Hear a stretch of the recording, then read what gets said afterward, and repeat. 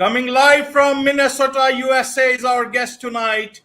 Welcome to this very special edition of the KJ Masterclass Live, the show which ensures that you profit from your time spent here with experts, either through the industry insights, information, or simply learning from them.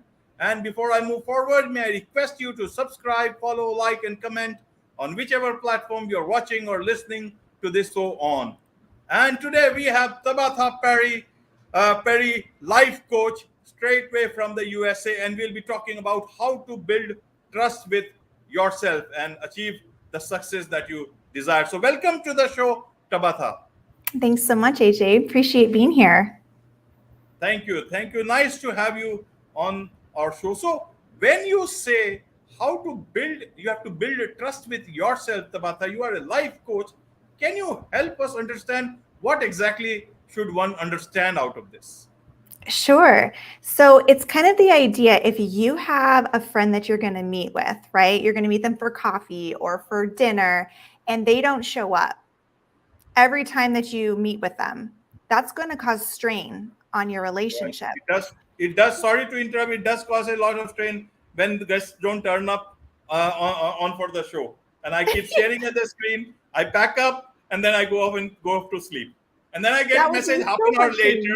Half an hour later, I came there. I thought I never saw you. Anyway, sorry to interrupt. Carry on. Yes, no, the point is, you get excited about something and then the person doesn't show up, and then you kind of lose trust if they're going to show up again. And so you don't necessarily want to work with them again. The same is true for ourselves.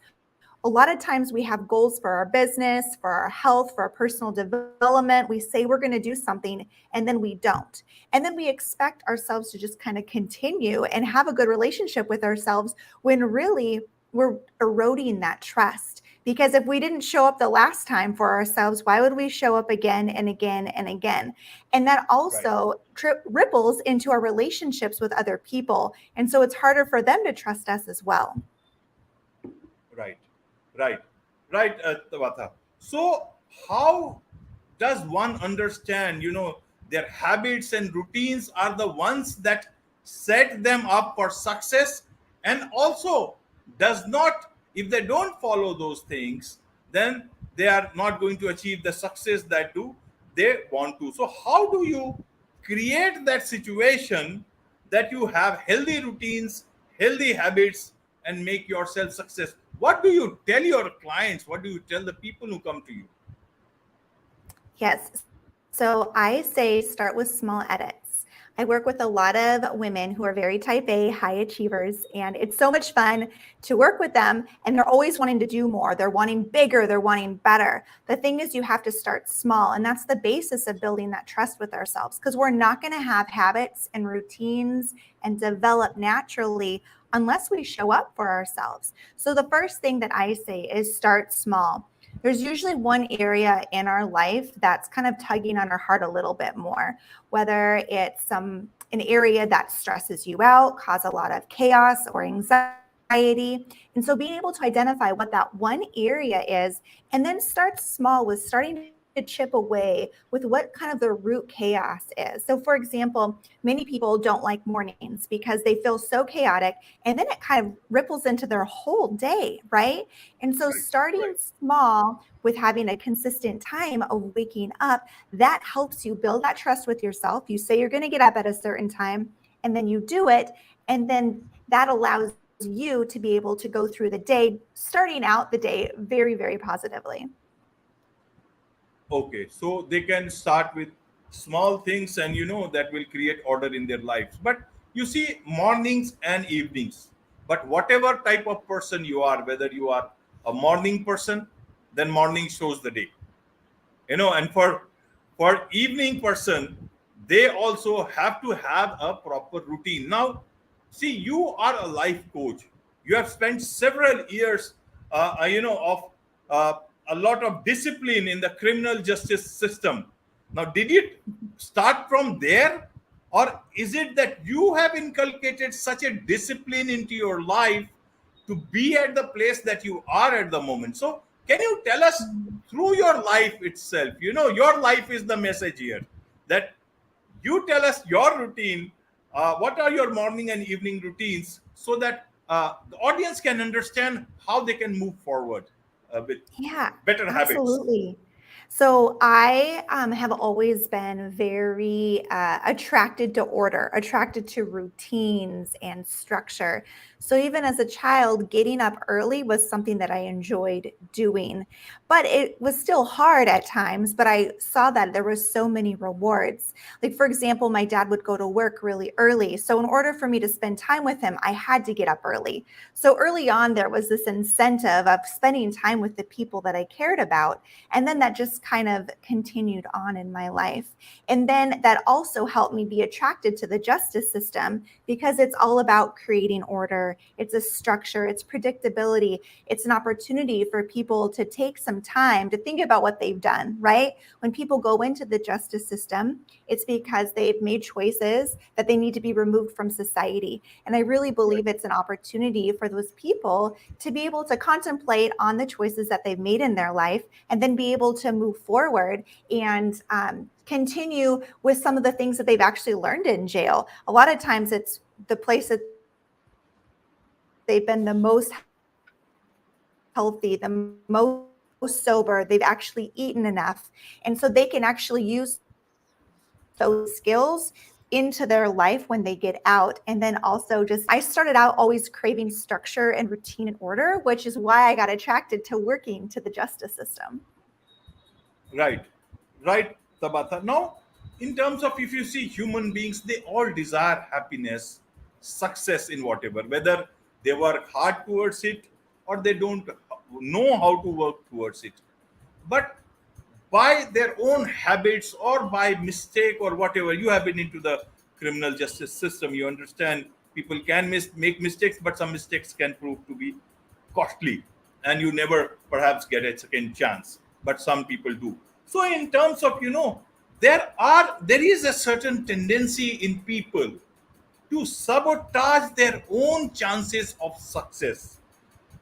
Can you tell us about this particular habit, mindset, or what do you call it? Is it like, how do you? So please, can you tell people what they should be aware of? This part of the human, human part that's within them. Yeah, you bet, AJ. So it's so interesting. Self sabotage has a lot of different roots, right? You can have the fear of success, but you can have the fear of failure as well. And it's really important to identify if there's been areas in your life that you've been trying to push through and you find yourself holding yourself back or getting too busy. Being too busy is sometimes a red flag of self sabotage because when you have that excuse, everyone can understand, oh, you're just too busy. Sure. But really, what's the root cause of making all of these decisions on things that aren't necessarily important, but they seem super urgent and immediate? So it's so important when we are going further into our goals. And I am like completely um, guilty of self sabotage in the way that sometimes the things that I want to get done and the things I want to achieve are going to require even more discipline and even more from me that I'm honestly willing to give. And so then I have to reevaluate, do I need to really push through, or is this the time to really like buckle down and not feel entitled because I've worked so hard all my life, I've been disciplined all my life, this other thing should come for me? Well, not necessarily. And so a lot of times we can sabotage our mindset by feeling entitled that we should have it now versus nope, it's going to be more hard work. It's going to be a little bit more challenging. So that's when it's really important to get coaches, to get people, your friends, your family invested in whatever it is that you're working on and telling them, hey, I tend to self sabotage. Can you continue to encourage me to work through any of the like excuses that I want to present to stop? Okay, okay, Tabatha. Now, Tabatha, you see, you talked about orderliness in your day-to-day life, some sort of a routine. Then there is a problem where you become so much stickler to rules and routines that you may be branded at, so there is something called OCD, obsessive compulsory disorder. Now, How do you Yep. follow routine in a manner but not become a part of that OCD? How does it work? What would you tell people how to balance that part in their lives? Yeah, that's a great question, AJ. I have to work on that, honestly, because a lot of times I get into like tunnel vision, right? And I just want to do da da da da da. But what I found is that when I start choosing things or projects over people, that's a warning sign that my values are off. I always want to Okay. make sure that I value people, especially I have two little girls, an amazing husband. Like, I need to make sure that I value them and the time spent with them, as well as working towards my dreams. And so we have to be able to be okay with a time frame. It may shift, and it doesn't necessarily mean that you're not going to get to what you want to, but it may be a longer timeline than what you expected in order to incorporate some of these inevitable distractions, right? Like little people running around and those that you love.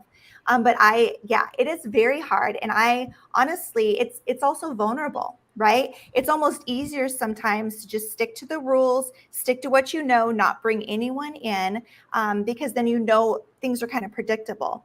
But to be vulnerable and to allow yourself to be more flexible and bring people in that you love and stop and trust yourself that you're again.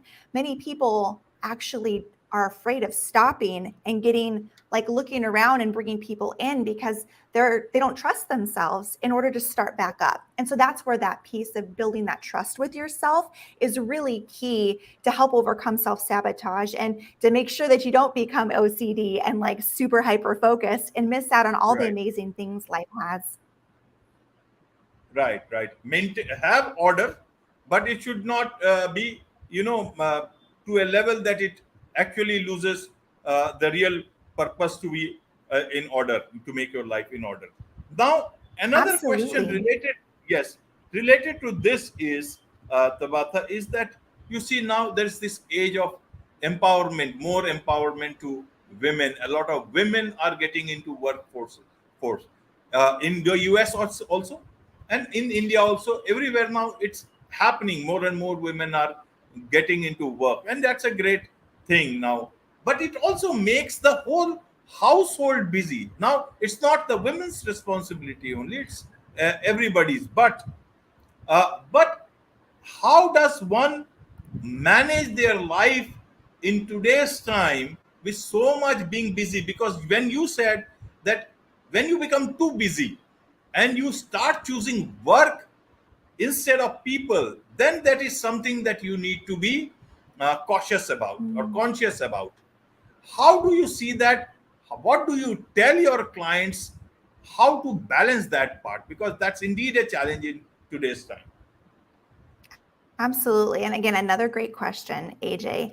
Um, I'm still figuring that out, right? So as I started staying home with my children, right? And so I made the dinner, I cooked, I cleaned, took care of the kids, and then I decided I wanted to work.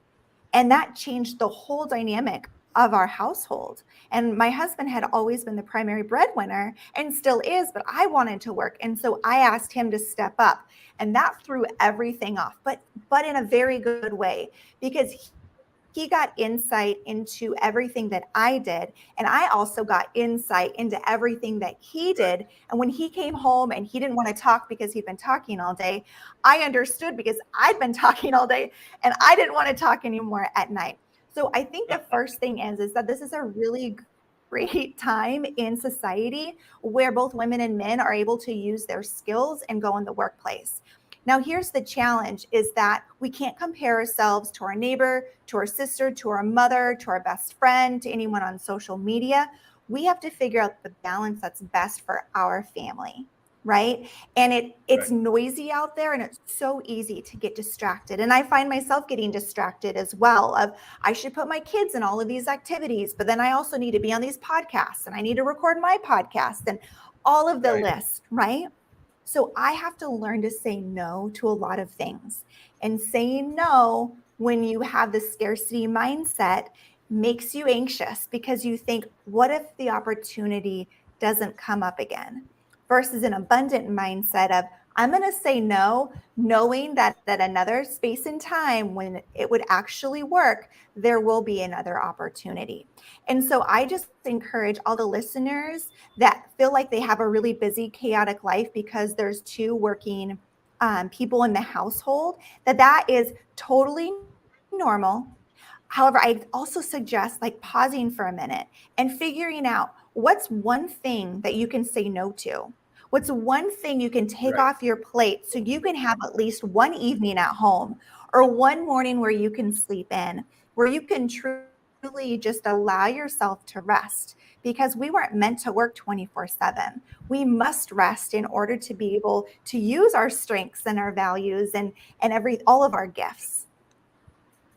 Right, right. So, amidst all this, Tabatha, how does one uh, does goal setting in life? Means, how do you decide exactly where you want to reach when you are trying to just figure out balancing everything, and how do you Yeah. still make sure that you are moving towards your goal? Because if you are not, then that will also lead to stress, or it will create difficulty in relationships also sometimes, because men and women, they are all wanting to have some goal and they want to achieve that.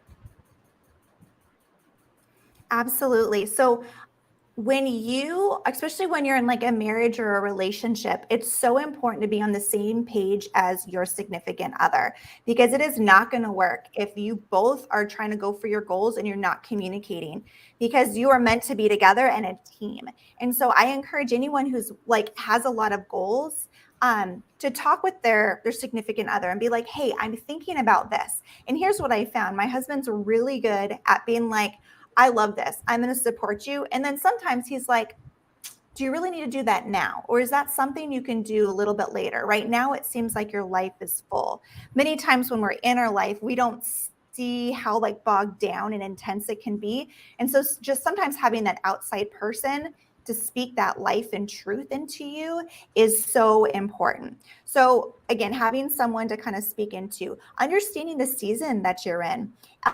Right now, my kids are getting ready to go to school. So Right. creating anything new, putting anything new on our in our schedule is something that I'm not doing. I'm very protective because I know those little ones are going to be so tired when they come home from school. So why would I have them sign up for basketball and ballet and all the things? I protect that time. So again, understanding the season that you're in as well. And understanding, just checking in with yourself. Like, are you even happy?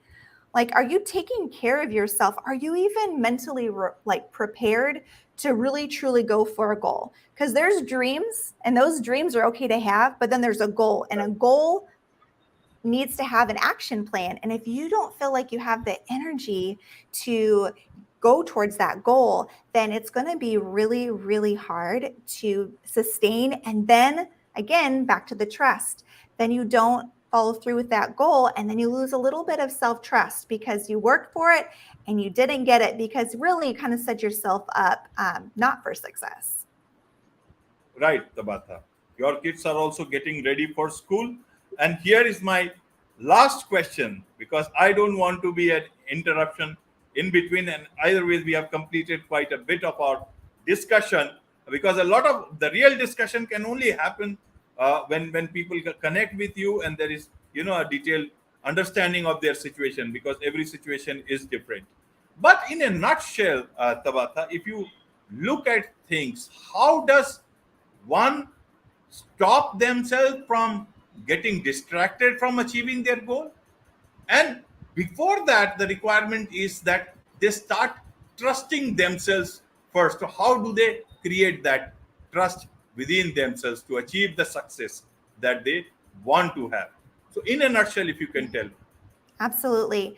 So, to build trust, the one thing that I suggest doing is each day figuring out one thing that you want to get completed.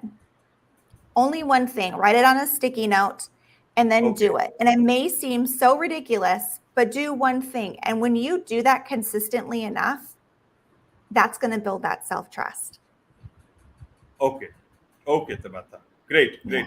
And how do people connect with you and take your advice if they want to have direct connection with you? How do they do that? Can you tell us your contact details on Sure. Well, your they can website find and me, also that? yeah, on Facebook, Instagram, as well as LinkedIn, Tabatha Perry Life Coach, as well as my webpage, which is tabathaperry.coach. Right, Tabatha. And in fact, I will put all those details onto the YouTube description so that people can find it easily and connect with you for your help for your services. So with this, Thank thank you very much, thank and it's you. a great talking to you. And we'll certainly keep on talking on different various issues that crops up that can stop you from achieving the success that you so much want or deserve. With this, it's a wrap on this edition of the KJ Masterclass Live. Thank you so much indeed.